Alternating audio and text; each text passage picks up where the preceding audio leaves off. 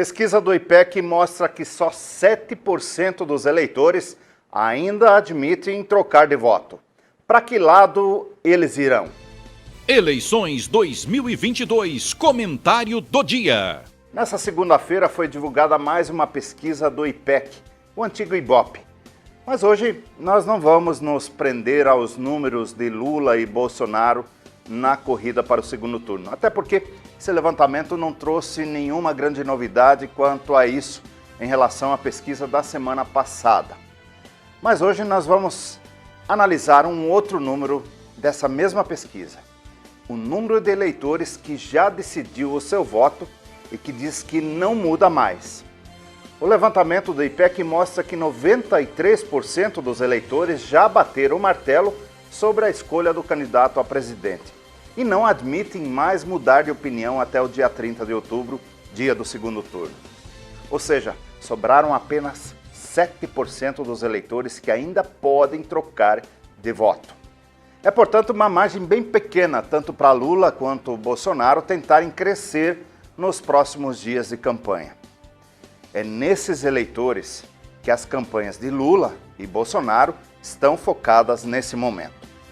Basta observar o programa eleitoral ou até mesmo as últimas peças de publicidade na internet do atual presidente da República para perceber isso.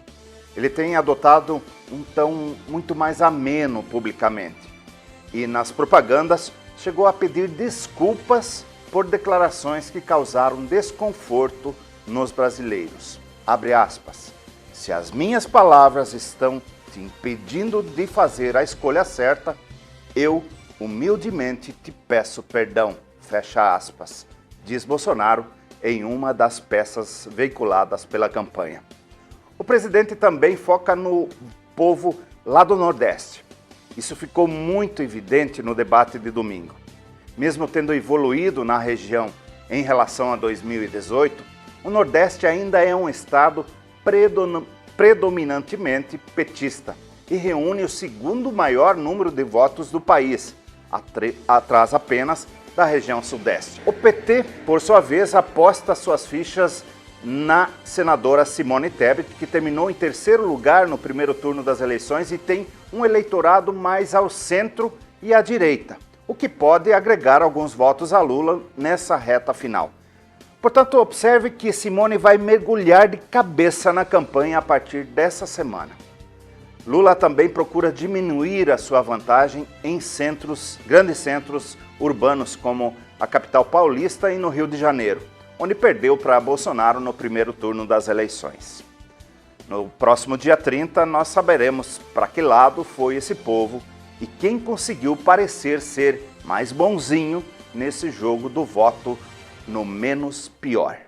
Agora, o que mais você precisa saber nas eleições 2022? Assim como na semana passada, nessa semana teremos ao menos 9 pesquisas de intenção de voto no segundo turno para a presidência da República, de caráter nacional. 2 já foram divulgadas ontem. Também foram registradas no TSE ao menos 27 pesquisas de intenção de voto nos estados onde tem segundo turno para governador. No âmbito nacional, hoje teremos o resultado de novo levantamento do IPESP e amanhã, quarta-feira, Poder Data, Quaest e Datafolha divulgam resultados nacionais. Na quinta-feira será a vez de Paraná Pesquisas, Ideia, Instituto Futura, Brasmarket, olha ele aí de volta, e o Instituto Veritá. É pesquisa que não é mole, não.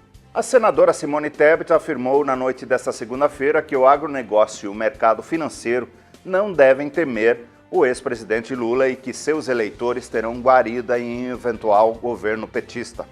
Ela disse que basta olhar o passado e ver como o agronegócio evoluiu e se projetou no mundo no governo do PT. Ela acrescentou que é óbvio que houve equívocos, mas garantiu que esses não serão repetidos. O candidato ao governo do estado de São Paulo, Tarcísio de Freitas, teve que interromper ontem uma agenda em Paraisópolis, na zona sul de São Paulo, por causa de um tiroteio na comunidade.